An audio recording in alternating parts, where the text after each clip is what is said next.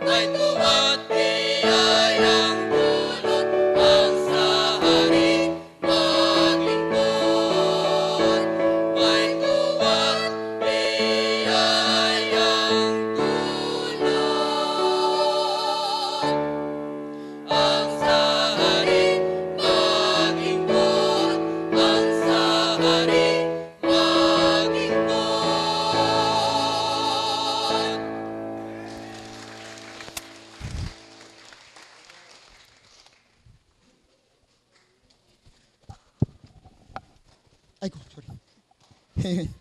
Okay, ang special number po natin ay isa sa mga magba-birthday. Ano po? Tawagin po natin si Mrs. Rodora Gualberto. Amen. Ilagay po natin siya. Amen. Good morning po.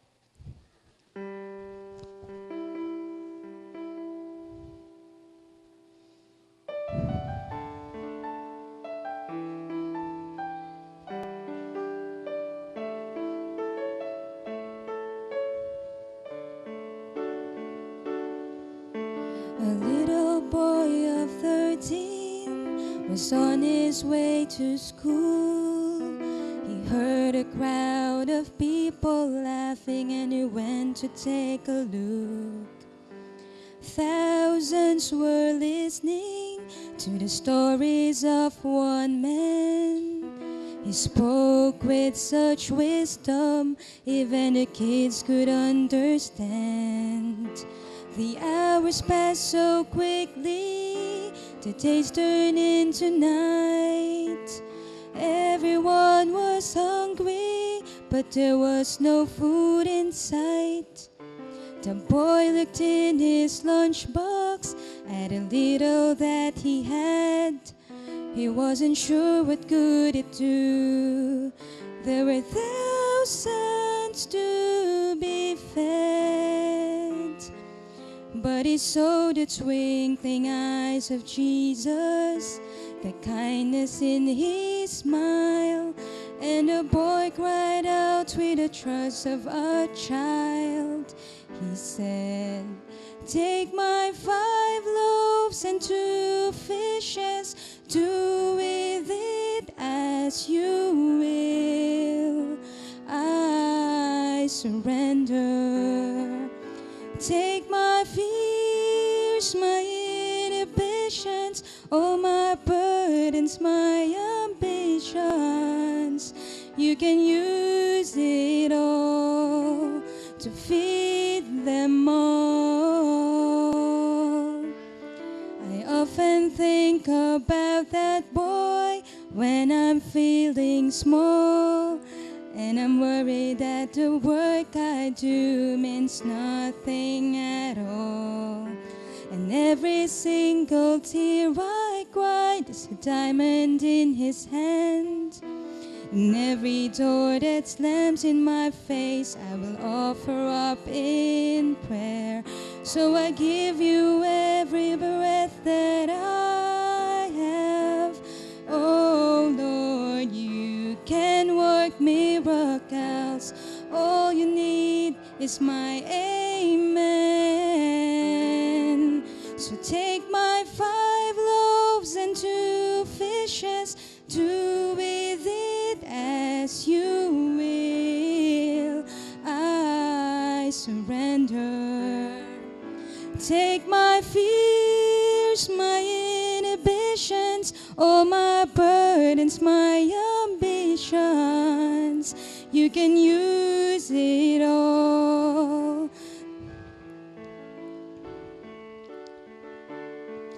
I trust in you.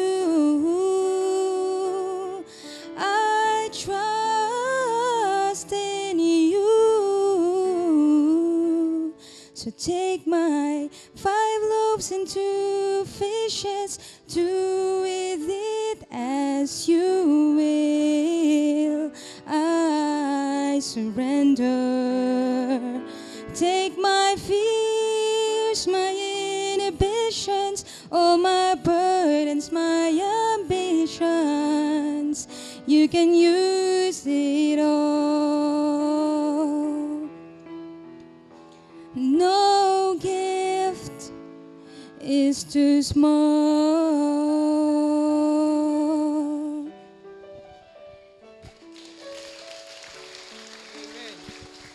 Amen.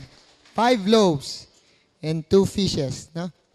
Isang title po niya is What is your 5 loaves and 2 fishes? Bigay natin sa Panginoon. Amen? Kasi gagamitin ng Diyos yan. Ano po? Welcome po natin muli si Pastor Greg Peralta po sa ating pulpito. Tayo po ay makinig po ng salita ng Panginoon. Amen. Praise po, Pastor.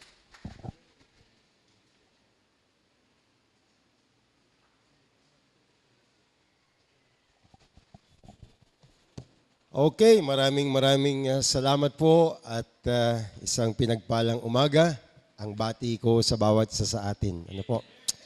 And alam po ninyo, isa sa mga privilege na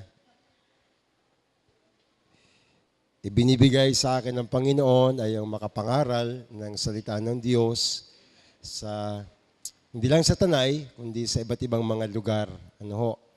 At iisa lang po ang need ng tao at yan ay ang ating Panginoong Jesucristo.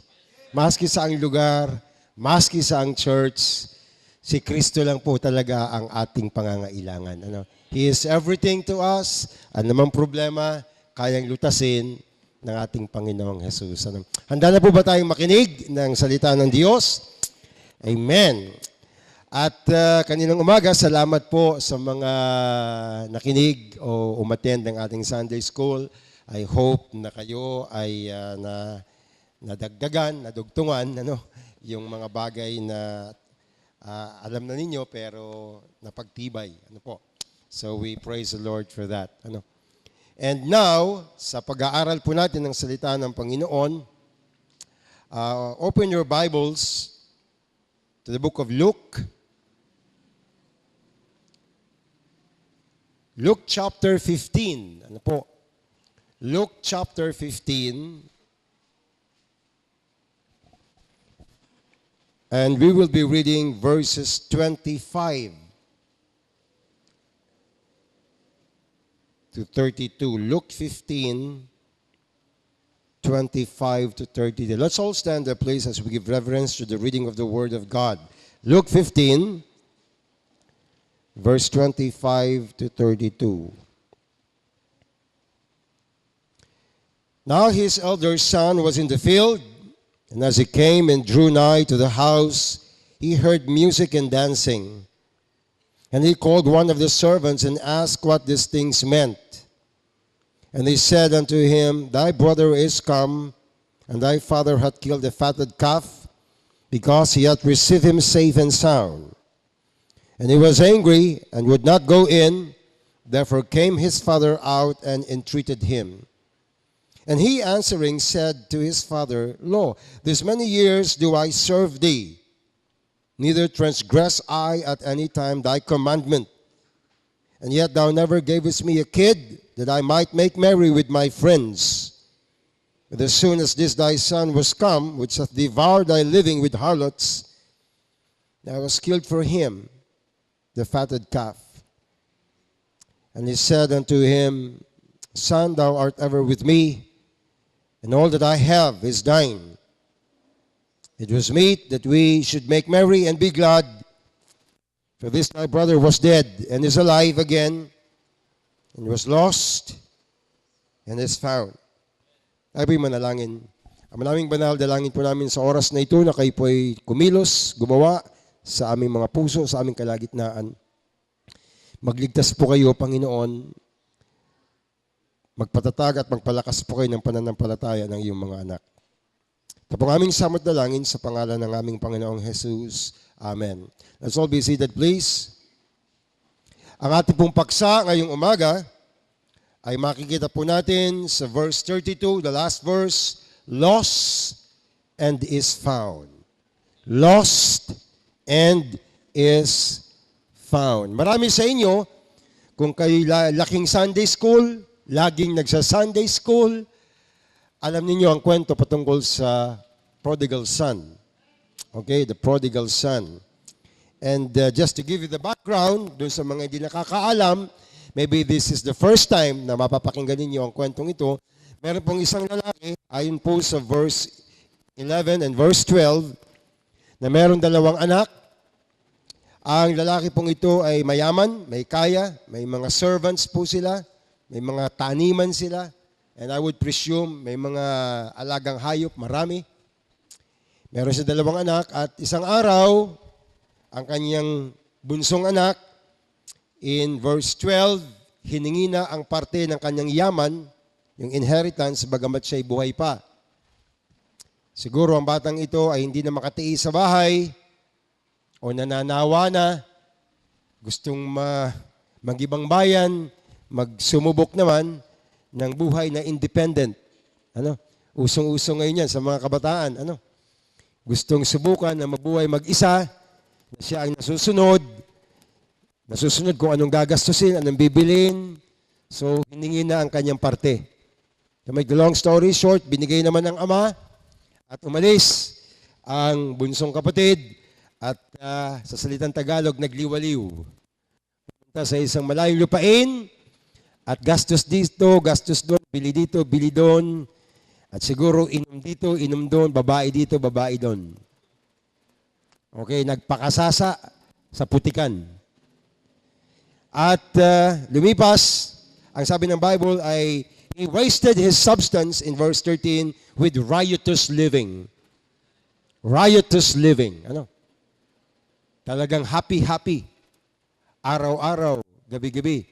O siguro, gabi-gabi lang, pag araw tulog. Puyat eh. So, in verse 14, naubos ang pera.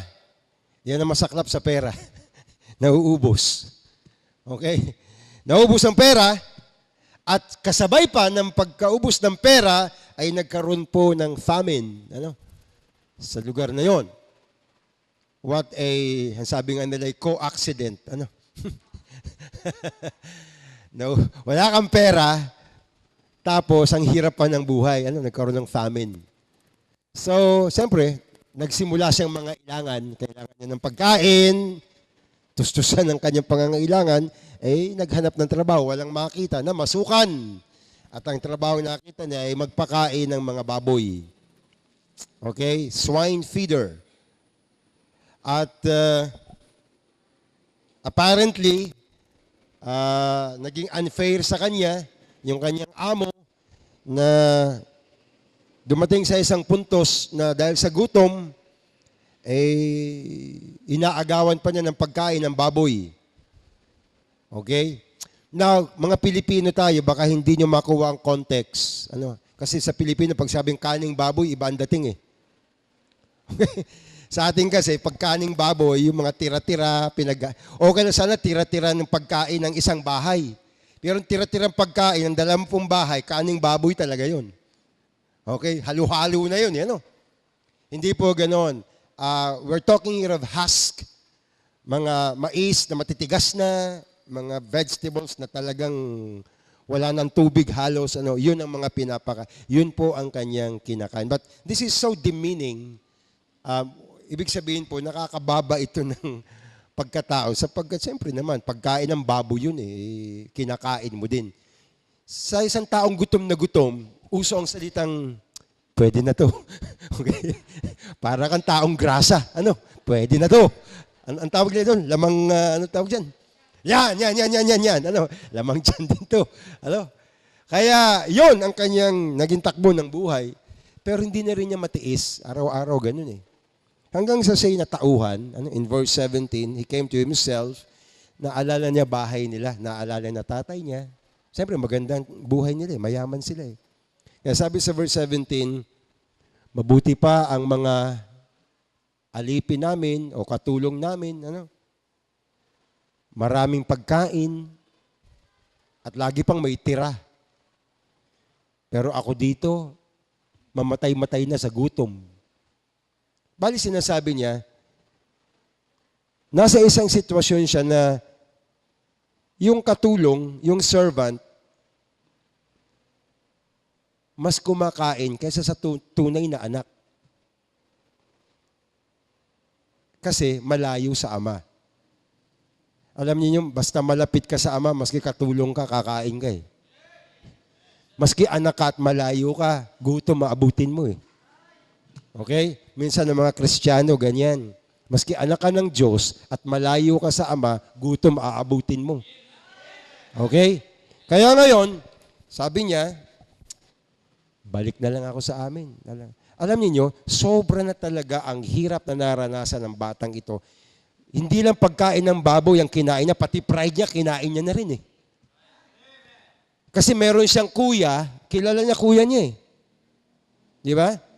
Baka isa din sa dahilan, bakit siya umalis eh, dahil sa kuya niya eh. Saka mabait naman ang tatay eh. Siguro yun sa kuya, lagi sila nag-aaway. Pero sabi niya, babalik ako uwi na ako. Nahirapan ako sa buhay na ito. Alam niyo, yung ganitong personalidad, para mapauwi mo, talagang iba na talaga ang kanyang problema. Malalim na talaga ang problema. Para manumbalik, magpakita sa bahay, magpakita sa kuya, na nai-imagine niya ang mga salitang maririnig niya. Talagang, this man is in a dire strait, ika nga sa Ingles. Mahigpit na talaga ang kanyang pangangailangan. Baka siguro nag-aamoy baboy na siya o kilos baboy na siya. Sabi niya, hindi na pwede ito. Isip baboy na ito eh. Sabi niya, uuwi ako sa amin. So umuwi siya. Pag uwi niya, pinapractice na yung kanyang script. Sabi niya, ito sasabihin ko, I will arise, verse 18, go to my father and will say unto him, ito sasabihin ko, Father, I have sinned against heaven and before thee, and am no more worthy to be called thy son. Make me as one of thy hired servants. Uuwi siya, hihingi ng tawad, pero mag-a-apply ng trabaho. Okay? Hindi siya babalik para maging anak. Babalik para humingi ng tawad sa nagawa niyang kasalanan at mag-a-apply. Make me as one of thy hired, upahan, bayaran, servants. Okay? So yun ang plano niya. Maganda naman ang plano niya. So yun ang sasabihin niya. Verse 20, so ayun na. He arose. Pero malayo pa lang siya. Ewan ko ba ang isang magulang, maski malayo pa anak na aamoy. Kayo bang mga nanay at alam ba ninyo pag dumating na, maski nasa kwarto lang kayo, yung bang, nasa loob naman kayo, na nagbukas ng pinto, pati yabag, kilala ninyo eh. Maski na 3, 4 anak ninyo, alam niyo ba may mga magulang, nadidistinguish nila ang yabag ng mga anak nila, Pati ang kalabog ng pinto, ay, alam niya kung si ganito to o si ganon yun, Ewan ko kung ano meron ng magulang. Kung anong antena meron sila, Malayo pa lang. Sabi ng Bible, when he was yet a great way off. Malayo pa yun, His father saw him. Baka naman napakalinaw ng mata ng tatay na ito, at nakakita siya, pero ewan ko, nai-imagine ko ang isang magulang, alam niya ang lakad ng anak niya, maski malayo. Alam niya ang itsura, basta alam niya na anak niya yon. Mahirap ipaliwanag yun. Mahirap ipaliwanag. Kaya nakakita ng ama, malayo pa lang siya, at sinalubong. He ran with compassion, fell on his neck, and kissed him. And the son said unto him, Father, I have sinned against heaven and in thy sight, and I'm no more worthy to be called thy servant. But the father said to his servants, Bring forth the best robe and put it on him, and put a ring on his hand and shoes on his feet, and bring hither the fatted calf and kill it, and let us eat and be merry, for this my son was dead and is alive again. He was lost and is found, and they began to be merry. Now our story, our message will start with the elder son. Okay? The elder son. Umuwi na yung panganay, galing sa field, sa pagsasaka. I don't know kung pagsasaka o inspection. Tiningnan niya siguro mga tauhan kung nagtatrabaho. So pagdating ng hapon, umuwi. Ito na po ang inabutan. Malayo pa lang siya. Ano meron? Yung kanina ano nangyari? Ito naman anong meron? Anong meron? Bakit parang masaya yata, Wala naman ako nalalaman na may birthday. Nagtaka siya. Kaya ngayon, dito po sa Luke 15, verse 26, kasi nakarinig siya ng tugtugan. Music and dancing. Diba? Kaya sa verse 26, he called one of the servants and asked what these things meant. Ba't may katuwaan sa bahay? May nagbibidyoke. Okay.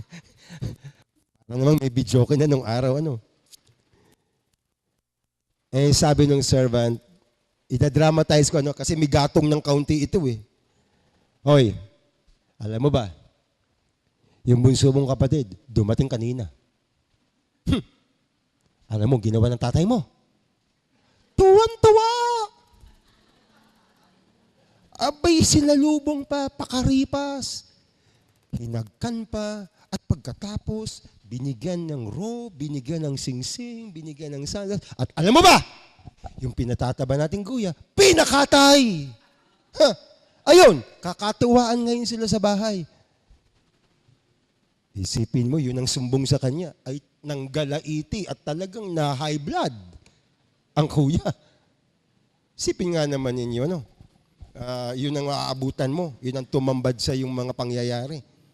Nagalit siya, ang sabi sa verse 28, and he was angry and would not go in. And then, sabi ng verse, therefore came his father out and entreated him.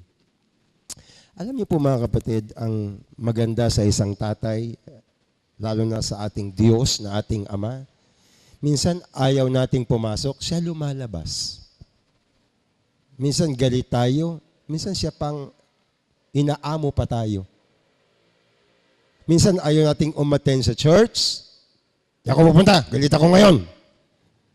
Minsan kakausapin ka niya, sige na anak, pumunta ka na. Huwag ka na kasi tumingin sa mga tao. Huwag ka na kasi nagpapatisod. Gayak na, kilos na. Sunday ngayon eh. Okay? He works in us. Kaya itong tatay na ito lumabas, kinausap. Okay? At doon natin sisimulan sa pag-uusap ng mag-amang ito. Number 1, the possession of the Father. Yung pag-aari o ari-arian, possession of the Father. Under this, we have letter A, the assertion of the elder son. Ano yung iginigiit? The assertion of the elder son. Luke 15, 29, and 30. Ano yung kanyang binibigyan ng diin? Basahin natin, verse 29. And he answering said to his father, Lo, these many years do I serve thee. Neither transgress I at any time thy commandment. And yet thou never gavest me a kid, that I might make merry with my friends. But as soon as this thy son was come, which hath devoured thy living with harlots, thou hast killed for him the fatted calf. Bali sinasabi ng taong ito na nilustay ng bunsong kapatid ang kayamanan ng ama. Ako dito, nagpapakahirap, wala akong binabaling utos mo, araw-araw nagtatrabaho ako. Pero yung anak mo, hindi na tinawag na kapatid, your son. Ba't ba ang tao pag galit? Pag ang nanay galit sa anak, sasabihin sa asawa, yung anak mo ngayon, kausapin mo yan, tatamaan sa akin yan. Hindi sasabihin na anak natin, anak mo. Di ba? Sabi niya yung hindi pinagpahalagahan ng perang pinagpapagura natin. Nilustay, ginastos lahat sa walang kabuluhan. Ang tao pagka malayo sa Diyos, gastador, Pag ang tao malayo sa Diyos, waster. Maraming nasasayang. Pag ang tao malayo sa Diyos, nagsasayang ng oras, nagsasayang ng panahon, ng lakas, ng pera, ng lahat. Tayo lang, mga anak ng Diyos, mga Kristiyano, how we wish hindi tayo lumayo sa Diyos. There was a time in our lives na tayo din lumayo sa Diyos. Alam natin yun. You remember, not only once, not only twice, many, many times, umalis tayo. How we wish na hindi nangyari yun because we have wasted precious time. Imbis na gamit natin sa paglilingkod, imbis na gamit natin sa worship, imbis na gamit natin sa pag-akay, nagamit sa sanlibutan lahat Sayang na oras, sayang na lakas, sayang na panahon, sayang na resources. Kaya, ito yung medyo argumento, ang assertion, nitong elder son. Letter B, the assessment of the father. The assessment of the father. Verse 31. And he said unto him, yung tatay nagsalita sa anak, Son, thou art ever with me, and all that I have is thine. Okay? Anong assessment ng ama?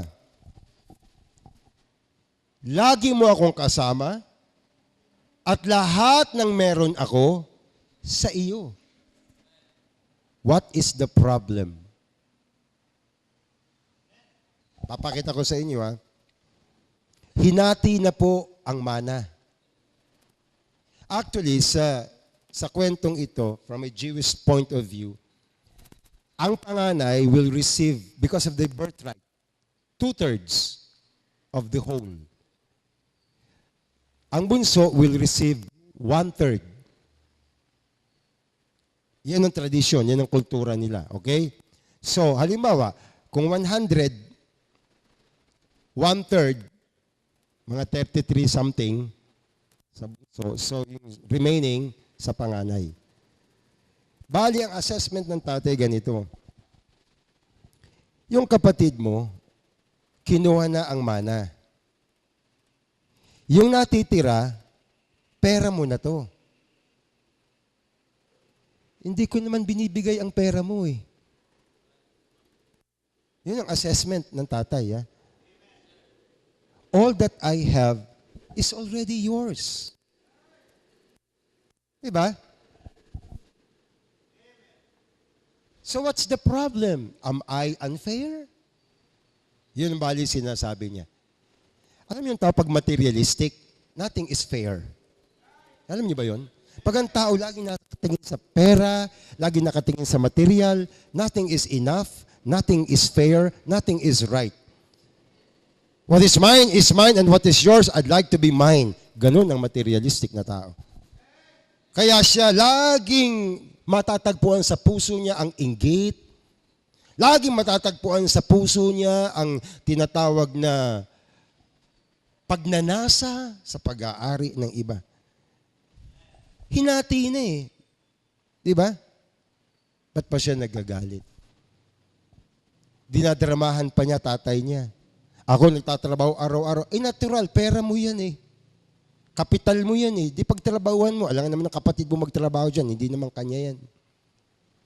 Pero nabulag siya dito, hindi na nakikita. Ang nakikita lang niya eh, parang threat ang kapatid. Baka bigyan na naman eh. Di ba? Bakit ganun lagi tayo? Lagi tayong negative pagdating sa pera. Basta nagkakahatian, meron akong 2 pamangkin. Manok. Wala kaming ulam. Yung madalian na ulam, papabili ng tawag dyan. Yung litsong manok, di ba? Bili, ganyan. Yung 2 yun mahilig sa litsong manok. Okay? Pag Sunday kasi, sa amin sila nanananghalian para hindi na uuwi, para makabalik ng hapon. Pag umuwi, delikado minsan eh. Di ko na pinauuwi. Dito na kayo kumain, ganyan, di naka-ready na. O, hatiin natin ito litsong manok, ha? Talagang kwan, ganyan. Alam nyo ba, para walang away, tig-isang paa. Ayaw naman ng pakpak dahil maliit. Yun lang naman ang talagang pantay, pakpak at paa. Pag binigyan mo isa ng dibdib at kwan, nako, kakaproblema, nagdudungawan. Ang baba-baba ng plato, dinudungaw.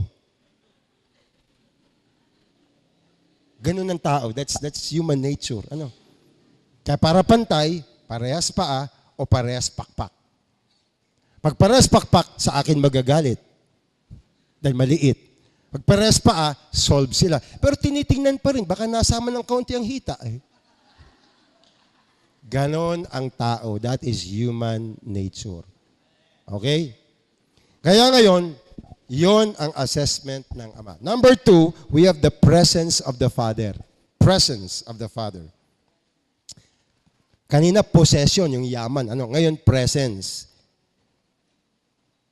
Luke 15:31. Uulitin ko ulit. And he said unto him, Son, thou art ever with me, and all that I have is thine.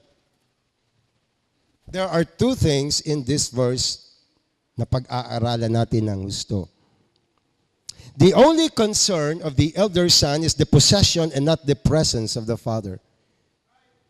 Tingnan niyo sabi Thou art ever with me. Presence po yun. All that I have is thine. Possession po yun. Magkaiba yun. Naintindihan po ba ninyo?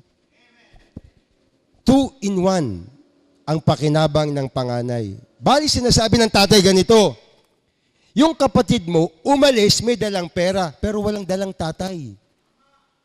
Ikaw na natili, may pera na, may tatay pa. Ang palad mo, nagagalit ka pa. Bali yun ang gusto sabihin ng tatay. Naintindihan mo ba ninyo yan? Minsan, pag may backslider, matagal hindi dumating. Minsan, may mga Kristiyanong iba ang damdamin. Uy, ba't ito nandito? Di ba? Ba't ito'y... Kala ko ba hindi na-a-attend yan? Ba't yun nakita pa? Alam niyo ba ang ibig sabihin ng walang pastor ang isang Kristiyano? Alam niyo ba ang ibig sabihin ng wala ka napapakinggang mensahe? Tuwing linggo, tuwing prayer meeting. Alam niyo ba ang buhay ng hindi nagpe-pray? Napakahirap. Kung alam ninyo, ha? Kasi kung hindi, mayroong backslider sa labas, may backslider sa loob. Parehas lang yun. Sabi ng Ama, you are ever with me. My presence and my possession is both yours. Pero ang mahalaga lang sa panganay na ito'y possession lang. Possession lang. Let me illustrate. Sa mga nag-aaral ng theology, hindi naman kayo lahat nag-aaral, pero tutulungan ko kayo. Mag-aaral tayo ng kaunti. Okay? Patungkol sa theology means the study of God. Okay? Pinag-aaralan dyan yung mga katangian ng Diyos at pagkakakilanlan sa Diyos. Kalikasan o nature of God. Meron pong tatlong prominent na attributes o pagkakakilanlan sa Diyos. Merong omnipotence. Narinig naman ninyo yung salitang yan? Omnipotence. Yan.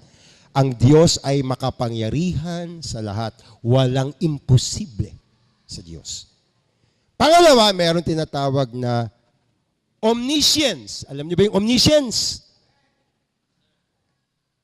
Yun namang ang Diyos ay maalam, all-knowing. Yan yung kalooban ng Diyos, plano ng Diyos, wisdom. Yan, omniscience yan. Walang lihim sa Diyos. Lahat alam na. Alam na Diyos ang punot dulo ng lahat ng bagay. Omniscient ang tawag dyan, or omniscience. Yung pangatlo, omnipresence. Ang Diyos naman ay nasa lahat ng dako. Presence siya. Ngayon, alam niyo ba nandito ang Panginoon? Oh. He's here with us because He is omnipresent. Okay? Ngayon, sa tatlong ito, ang madalas binibigyan ng pagpapahalaga ay hulaan ninyo.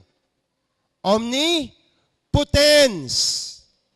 Kasi sa omnipotence, nandyan yung pera, pagkain, pambayad, pangbili. Kapangyarihan ng Diyos yun. When we say God will provide, we are addressing His omnipotence. Kakayanan, kapangyarihan ng Diyos. Yan ang pinakang mahalaga experientially sa isang tao. Anong mahihita niya? Anong tatanggapin niya? Anong pakinabang niya? Galing sa Diyos. Maski ang unbeliever, mahalaga sa kanya ang omnipotence ng Diyos. Ang kadalasang hindi napupuna, yung omniscience at omnipresence. Wala silang pakialam kung ang Diyos, ang presensya ng Diyos nandyan, basta may papa. Alam mo yung papa? Oh. Wala silang pakialam sa omniscience, sa kalooban, sa purpose, basta may pera. Ang tawag dyan, idolatry. Pag hindi balanse, omnipotence lang ang mahalaga sa Diyos, the Bible calls it idolatry. Kaya ang mga unbelievers, maski puno, sasambahin. Maski araw, sasambahin. Maski buwan, sasambahin. Maski buhaya, sasambahin. Bakit? Nagbibigay yan kasi. Yung panalangin nila, ibibigay. Dito lang sa atin, kung saan-saan nananalangin, saan-saan groto, saan-saan may mga bisibisita pa yan. Uy, minsan nasasalubong namin, doon sa lugar namin, marami. Naka-tourist bus pa, ang dami. Puno, 2, 3 bus. Pupuntahin sa mga simbahan. At meron daw kasing mga lugar na pag, alwawa, di ka magkaanak, pupunta ka sa lugar na to. Gusto mo maganda ani, dito sa lugar na to. Gusto mo naman ng gumaling, doon naman sa Quezon, meron doon eh. Okay? May iikwan sila eh. Pero tanungin mo, ano ba ang kalooban ng Diyos sa buhay mo? Di nila alam yun. Mahalaga sa kanila, I want. More, and more. That is idolatry. Kaya sumasamba sa Diyos-Diyusan kasi ang paniwala nila, yung Diyos-Diyusan nila, may ibibigay sa kanila. Naintindihan po ba ninyo yun? Ganito ang takbo ng utak ng panganay na ito. Kasama ang ama, pero puro pera ang nasa isip. Baliwala ang presensya ng kanyang ama. Baliwala. Nakakaawa din itong taong ito. May pera, pero walang tatay. Yung isa naman, walang pera, walang tatay. Parehas. Sa buhay na ito, mga kapatid, ang mahalaga ay ang presensya ng Diyos. Minsan, may pagpapala.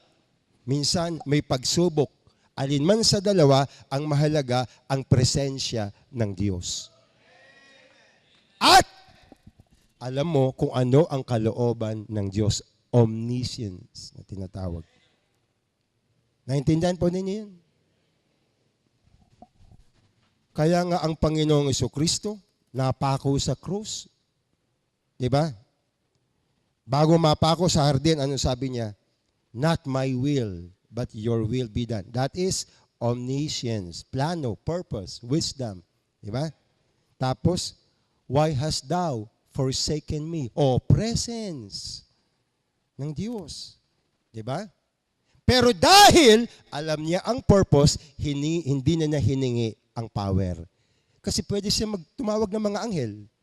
Kung power din lang naman ang gusto nila, pwede siyang tumawag ng legions of angel at pagtatagpasin ng mga ulo ng mga yan. Paggulungin sa Calvary ng mga ulo. Pwede nang gawin yon. Pero dahil sa purpose, dahil sa will, naintindihan niya kung bakit hindi na kailangan ang power sa pagkakataon. Alam mo, may mga Kristiyano minsan may cancer. Alam mo ba yun? Ako, may member po kami na may cancer sa ovary. Okay?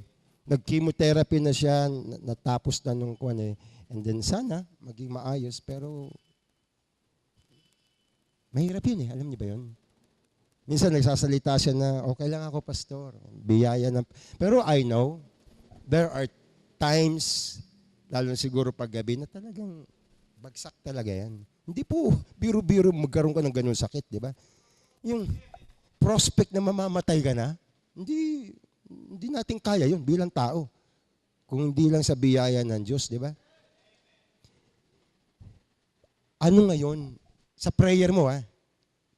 Paano prayer nun? Sige nga, may cancer. Paano yung pag-pray yun? Pag pinag-pray mong gumaling, omnipotensyon. Lord, pagalingin mo po. Pero, dapat, ang prayer mo, pero Lord, kung anong kalooban mo? The omniscience. Diba? Pero Lord, habang nandyan yung sakit, habang hindi pa tinutugon ng prayer, dapat Lord, ang presensya mo, araw-araw, nararanasan niya. Ganon ang panalangin. May iba kasi kung manalangin, omnipotence lang eh.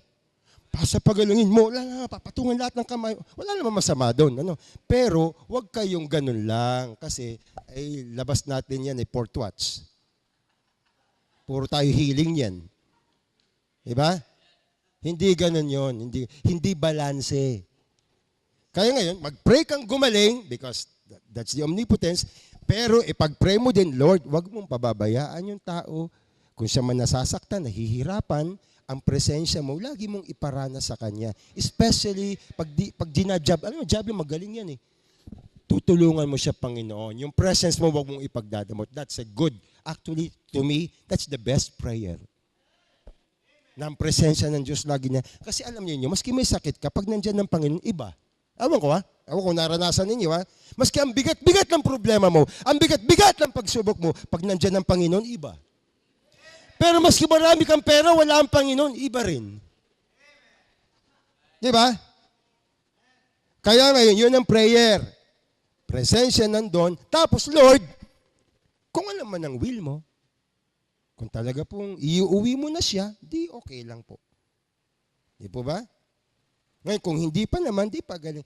Di pinagsasama-sama yung tatlo, yun ang tamang panalangin. Ay hindi, wala ito eh. Itong panganay na ito, hindi niya alam yon. Puro lang material ang nasa isip niya. Kaya tinuturuan siya ng kanyang tatay. Mga kapatid, tayo ba, yun lang ba mahalaga sa atin? Ang ibibigay ng Diyos. Ang kikitain natin sa araw-araw. Yung pinagpe-pray natin na dumating na blessing. Yung pinagpe-pray natin na application. Di ba? Baka iba sa inyo, nagpe-pray na mag-abroad, medyo tinetsempuan lang ninyo, pero meron kayong plano. Eh kung hindi bigay, nasa church pa rin ba kayo? Ha? Mag-iingat kayo diyan pag hindi balanse. Okay? Katulad ng taong ito. Eh kung ang kalooban ng kanyang ama iyon hindi niya maigalang. Diba? Kaya ngayon, kung anong kalooban ng Panginoon. Sabi nga sa Santiago 4, maganda yung nagpaplano kami. Mga nagpaplano, tomorrow we do this, we do that. Anong sabi? Mas maganda if the Lord wills. Okay? Kung hindi kalooban, mag-pray tayo, Lord, ang presence mo, bigay mo sa akin na matanggap ko. Kung hindi mo Lord's will ito. Okay? Kasi tayo nabubuhay dahil sa ating Panginoon, sa kanyang presensya. Thou art ever with me. Okay? Maski na po sa gitna ng pagsubok, hindi tayo iniiwanan ng Panginoon. Maski na sa gitna ng maraming problema, maski malaapoy ng mga problema, He will never leave us nor forsake us. Hindi ko po alam, hindi ko po kayo personal nakakilala, hindi ko alam ang mga problema nyo ngayon, hindi ko alam ang mga financial constraints ninyo ngayon. I do not know. But one thing I know, Jesus will never leave you nor forsake you. Ang iba sa inyo marahil may sakit o may mahal sa buhay na may sakit. One thing I know, He will never leave you nor forsake you. Kaya ngayon, ito ang binibigyan ng diin ng tatay na ito. Bali sinasabi niya, hindi ka ba naawa sa kapatid mo? Ilang taon walang tatay. Kayong mga nanay, di ba? Pag ang anak ninyo, hindi naman naglayas, nagtrabaho na, nalayo sa inyo. Sometimes you worry. Binigyan naman yun ng pera. May pera, may pagkain. But you worry yung bang, sino kaya ang damit? Paano kayo yung damit? Mamamalansa, maglalaba. Baka naman kinakain yan, kung saan-saan na lang kumakain yan. Di ba? You worry about these things. Pag ginagabi, baka wala nagpapaalala, baka yan ay ma-hold up, baka yan ay, ganun ang nanay, ganun ang tatay, di ba? Normal yun eh. Ganun din ang Diyos. Lalo na. Di ba? Mahirap mabuhay na walang magulang. Mahirap mabuhay na walang ama sa langit. Sabi ko nga kanina, pag malayo ka, gutom ka. Maski hindi ka anak, malapit ka, kakain ka. Kasi katulad nitong mga hired servants. So I hope mga kapatid, maintindihan natin ang sitwasyon na ito. Huwag niyong ipagtampo sa Diyos na porket hindi kayo binibigyan, hindi na kayo mahal. Parang, that is very immature. Parang katulad ng isang anak humihingi ng pera, ma, pahingi ng 50. Wala tayong pera nga eh. Ito na nga, may pera ako dito, wala, pambayad natin ito ng ganito, ng ganyan, ng ganyan. 50 lang, di mo mala ako mapagbigay. So, hindi mo na ako love. That's very immature. Napaka-immature na pananaw yung ganon, di ba? Minsan ginagano natin ng Diyos. Lord, kailangan namin ng ganito. Lord, kailangan namin ng ganon. Tapos hindi dumating. Hindi na ako mag-church. Hindi na ako mag-devotion pati. Wala din naman eh. Very immature. Very immature. Ano ba yan? Pera-pera lang ba yan? Bumili ka na lang ng Diyos mo. Pagka ganun, kung pera-pera din lang naman eh. Pero man shall not live by bread alone. Okay? Mas mahalaga sa Diyos, ikaw, hindi yung gusto mo. Ikaw mismo ang mahalaga sa Diyos. Number 3 and last, the position of the Father. Ano bang position niya? Ano bang pananaw niya? Luke 15:32. It was made that we should make merry and be glad, for this thy brother was dead and is alive again, and was lost and is found. Letter A, the Father's position regarding repentance. Kanina binasa natin, verse 21 and 22. Nagrepent ang bunsong kapatid, o ang bunsong anak. I have sinned against heaven and in thy sight. Verse 21. And I'm no more worthy to be called thy son. But the father said to his servants, bring forth the best robe and put it on him, and put a ring on his hand and shoes on his feet. Question, pinatawad ba ng ama ang anak? Tingin niyo, pinatawad ba? Amen! Pinatawad nang hindi sinasabi. Wala kayong mababasang, son, I forgive you. Hindi sinabi. How did we know na pinatawad? How? Verse 22, how?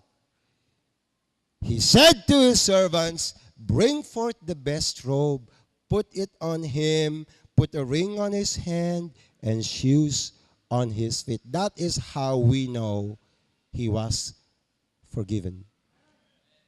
Without using the word, I forgive you. There are better things than the word, I am sorry. Though it's important. May mga taong, I am sorry na I am sorry, pero minememorize. Alam niyo ba yon? Yung I am sorry, minemorize. Pero wala naman nakikitang pagbabago. Yun at yun pa rin. Mamaya-maya, I'm sorry na naman yan. Di ba? Tapos iba na linya, you know, I am sorry. Kasi kanina, I am sorry. Hindi mo na tuloy malam, ano ba ito sinasabi nito, di ba? Itong tatay, no, pinakitaan niya ng maganda ang anak. There is something we do not know about God, kaya ginamit niya ang kwentong ito. How much He loves us. Huwag niyo sasadyain, ha? At hindi ko ito tinuturo sa inyo. Baka sabihin ni Pastor Recto, tinuruan ko kayo ng mali, ha? Where sin abounds, grace did much more abound. Huwag niyong sasadyain na magkasala, pero kung kayo ay magkakasala, walang kasalanan na magagawa kayo na hindi kayang patawarin ng Diyos. Maski ano yan? Wala. Naintindihan pa ba ninyo yan?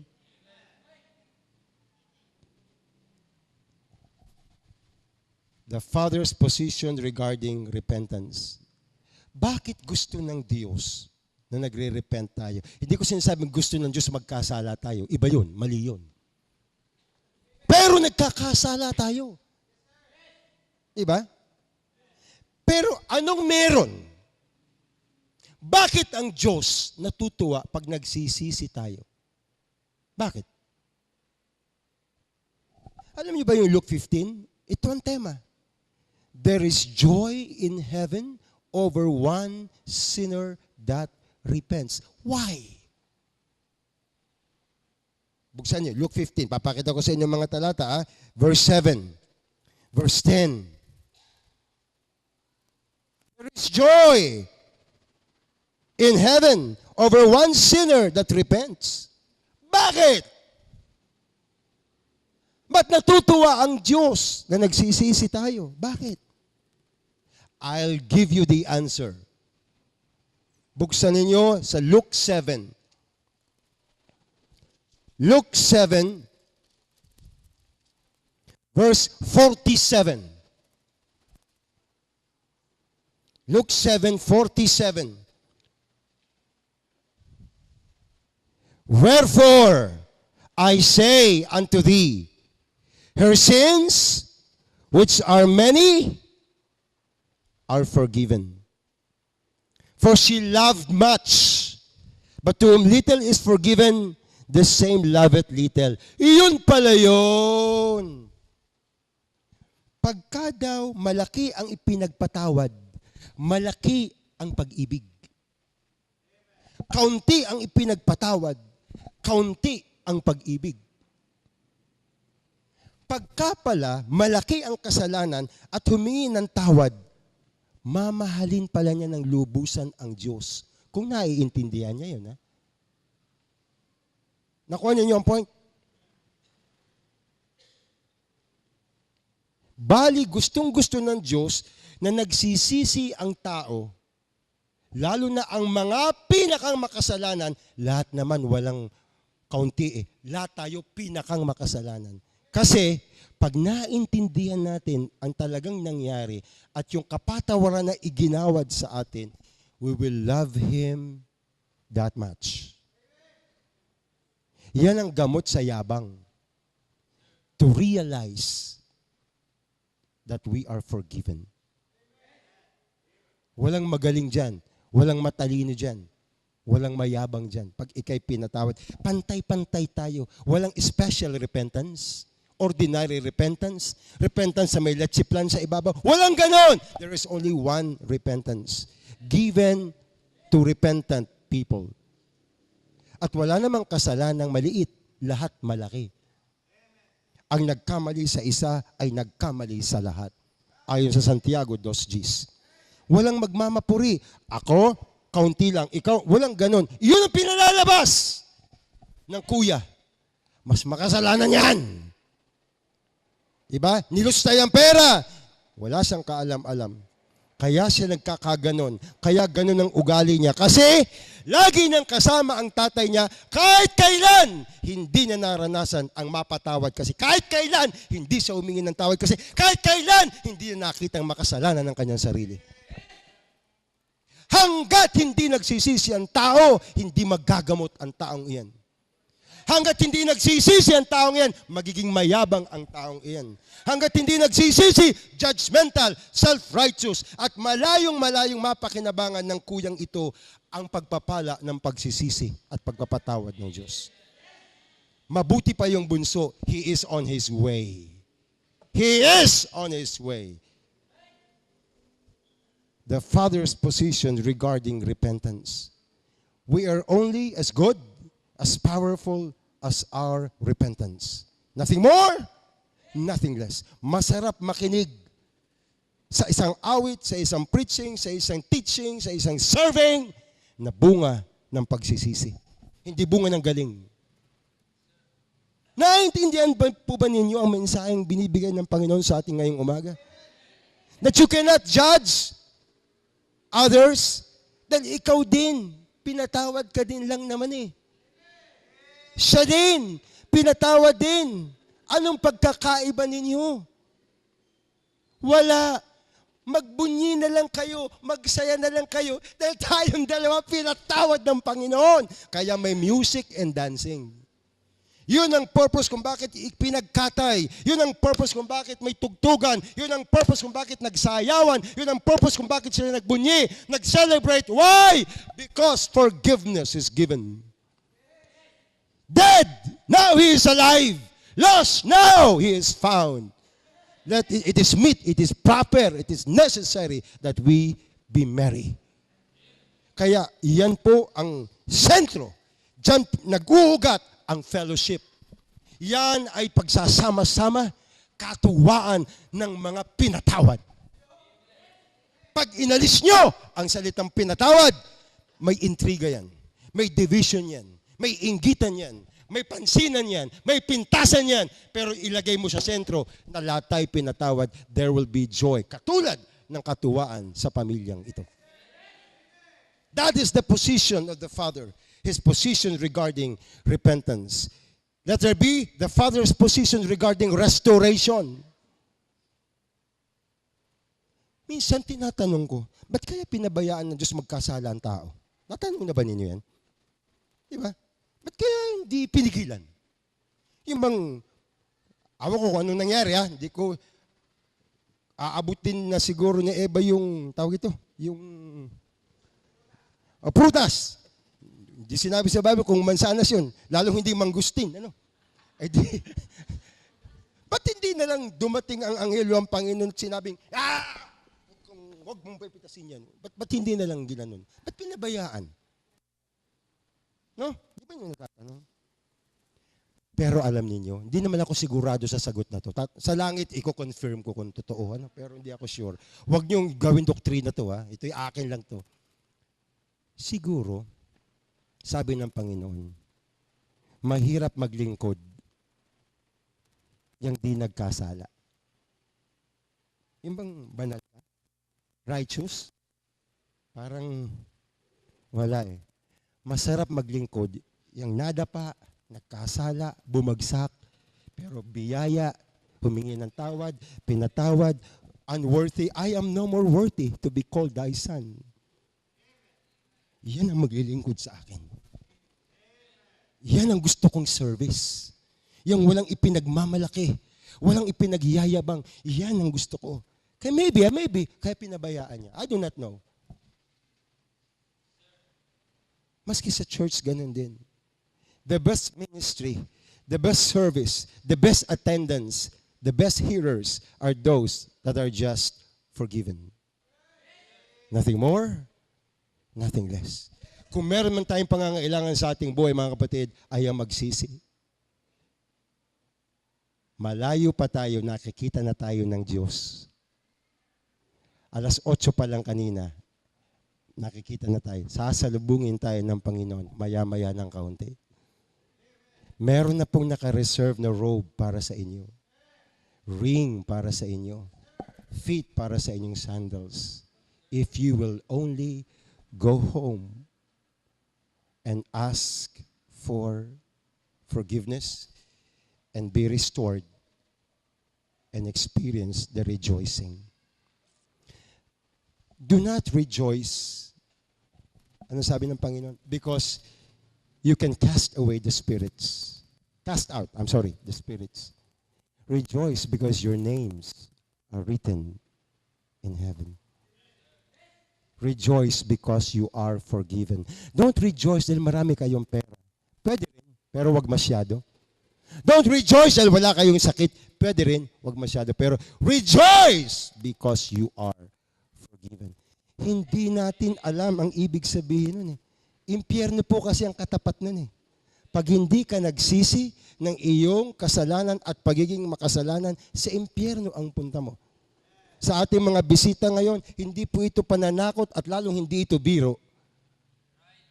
If you will not repent, kung hindi ka magsisisi, if you will not accept Jesus in your heart as Savior, you are doomed. You'll go to hell when you die.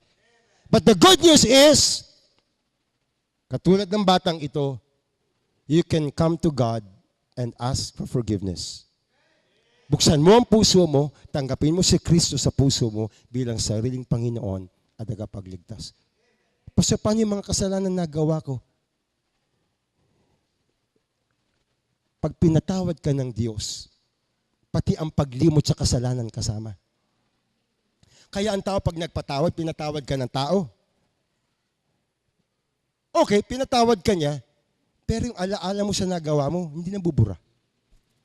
Nandun pa rin. Kaya may mga taong pinatawad na ng tao, hindi pa mapatawad ang sarili. Alam niyo ba yun? Pero ang Diyos iba. Pag pinatawad ka, your conscience of sin is washed.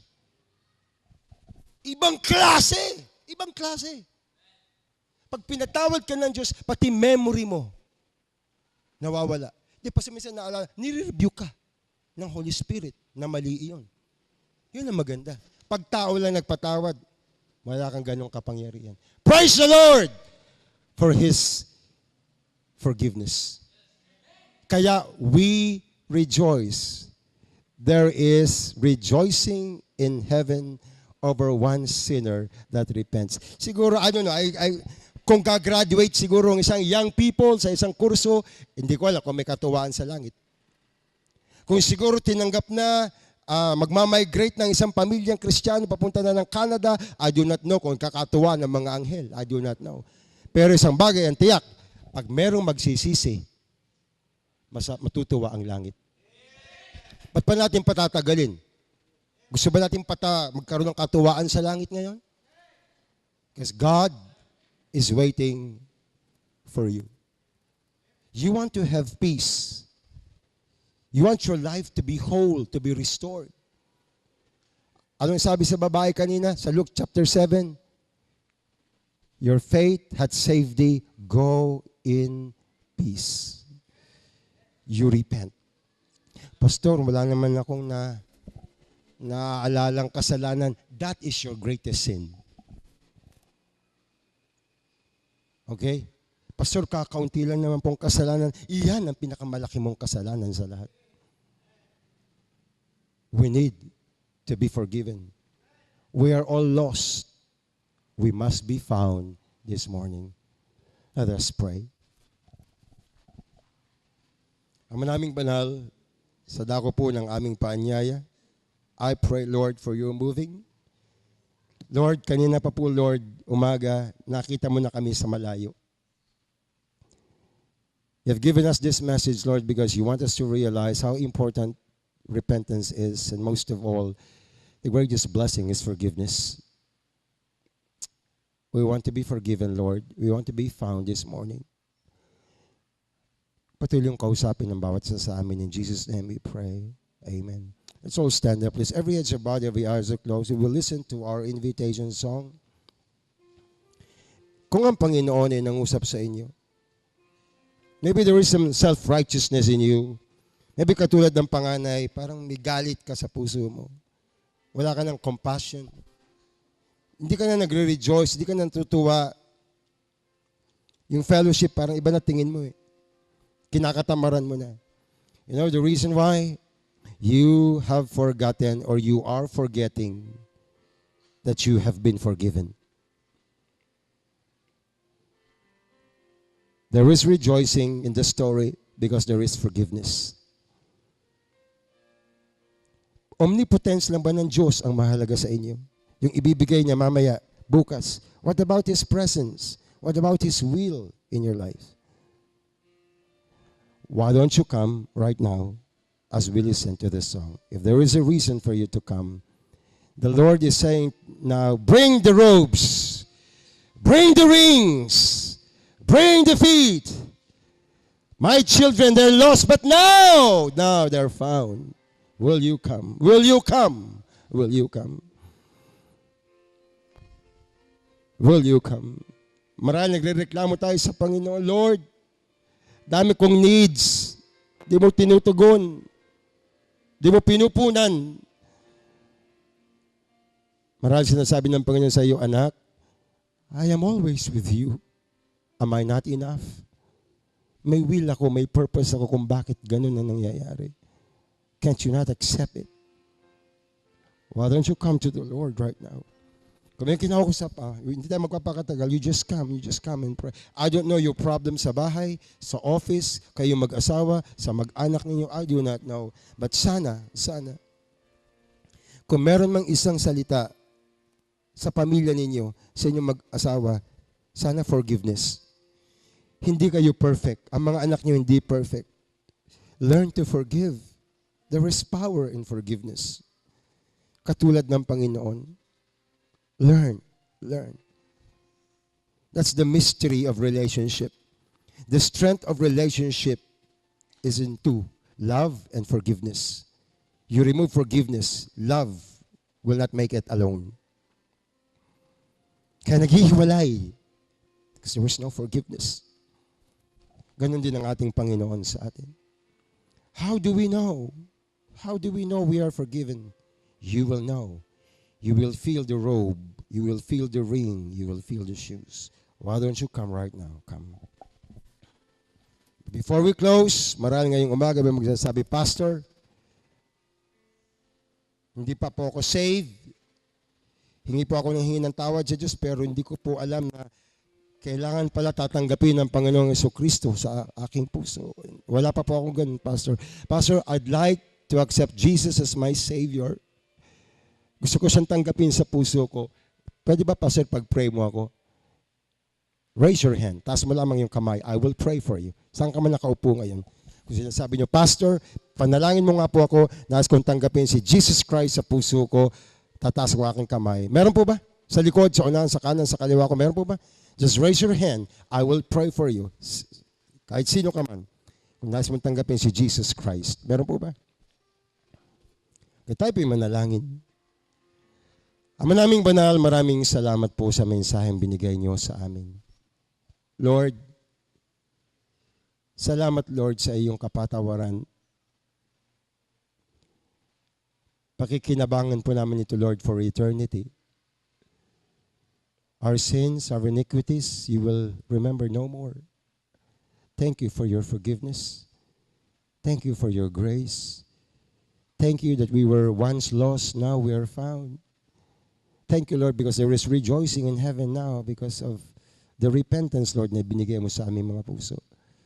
Maraming salamat po, Lord. Help us to live, Lord, in the spirit and power of forgiveness.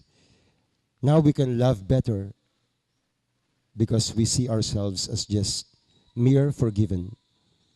Now we can fellowship better because we see each other as mere forgiven. Thank you so much, Lord. Alisin mo ang kayabangan sa amin. Alisin mo ang husay at galing o kaisipan na kami mahusay at magaling.